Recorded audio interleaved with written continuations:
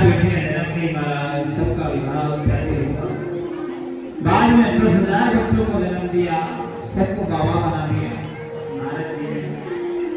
उसके बाद में मेरे भाई में क्या हुआ, भगवान से दक्ष प्रजापति ने मेरे भाई में अपने यहाँ 3 पुत्री जन्म हुई, जिसका नाम था आहुति, देवहूति और प्रसूति।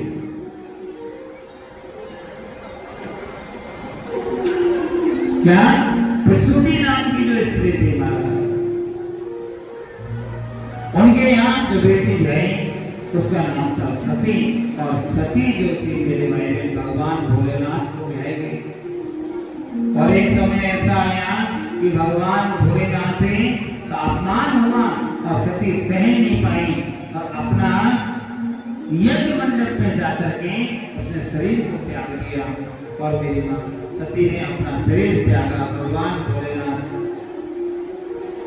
सती के शरीर को लेकर के हमारा भारत भूमि में भ्रमण करने लगे। जहां तक भारत भूमि थी, जहां तक हमारा भारतवर्ष था, आज पहले पाकिस्तान जो क्षेत्र है वो भी भारत में था, ईरान इराक भी भारत में था।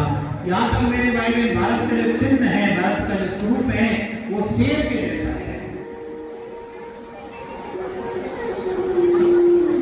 पहले सती मैया के जहां जहां अंग गिरते चले गए, वो सिद्ध पीठ बन गई।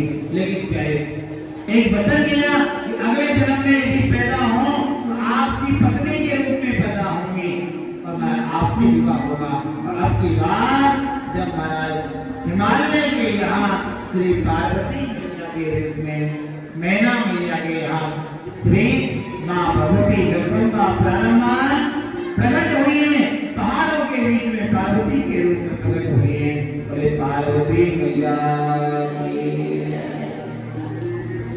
हिंदुस्तान ने देखा, हिमाचल ने देखा कि पार्वती आई है, छोटी बच्ची के रूप में दुर्गा आई है। क्या ये पर्वतों के यहाँ पैदा हुई तो पार्वती कहलाई? क्या पर्वतों के यहाँ पैदा हुई तो पार्वती कहलाई? और महाराज पार्वती जब बचपन में थी तो मां ऐसा लगती थी कि महाराज सारी सृष्टि की जो शक्ति है वो पार्वती के अंदर विद्यमान है।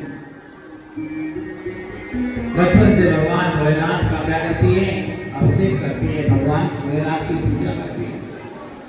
उसमें स्मरण में था कि महाराज क्या स्मरण में था मेरी मां कि मेरा विवाह होगा तो केवल भोलेनाथ से होगा। एक बार तो संत महात्माओं से पूछा कि बाबा भोलेनाथ से विवाह करना है तो क्या करें? उन्होंने कहा तपस्या करिए। और बचपन से ही पार्वती मैया तपस्या